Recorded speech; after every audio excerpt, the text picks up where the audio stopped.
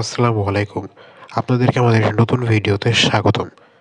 আজকের ভিডিওতে আমরা দুবাইয়ের ভিসা নিয়ে আপনাদেরকে বিভিন্ন আপডেট দেওয়ার চেষ্টা করব। আপনারা যারা আমাদের ভিডিও প্রথম থেকে দেখে আসছেন এবং পছন্দ করছেন এবং আরও ইনফরমেশন জানার জন্য আগ্রহ, তারা আমাদের ভিডিওকে লাইক, শেয়ার এবং সাবস্ক্রাইব করে আমাদের পাশে থাকবেন।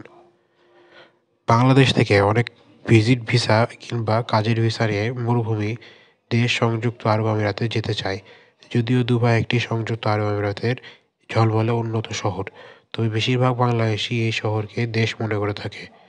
বাংলাদেশ থেকে মরুভূমির এই শহর যেতে অগ্রগতিতে দুবাই ভিসা কবে খুলবে 2025 সালে জানতে হবে।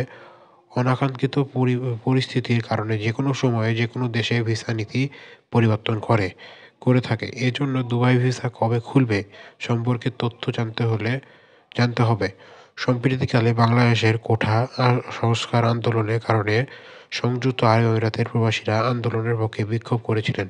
বর্তমানে দুবাই ভিসা আনুষ্ঠানিকভাবে চালু রয়েছে, তবে আবেদনকৃত ভিসা প্রত্যাখ্যাত হওয়ার হার প্রায় 95%।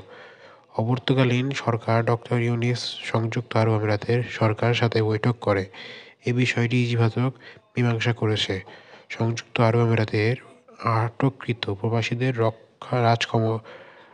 রাজক্ষমা ঘোষণা করা হয়েছে। মূল কথা হলো, বাংলাদেশি কর্মীদের জন্য কাজের ভিসা বন্ধ করেনি সংযুক্ত আরব আমিরাত।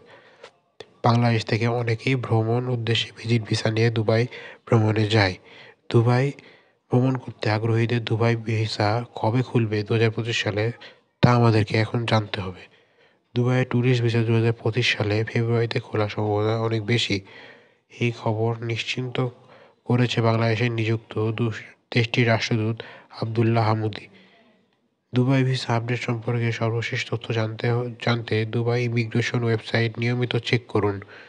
কেউ চাইলে বিশ্বস্ত এজেন্সির কাছ থেকে দুবাই ভিসা কবে খুলবে এ সম্পর্কে সঠিক তথ্য জানতে পারেন।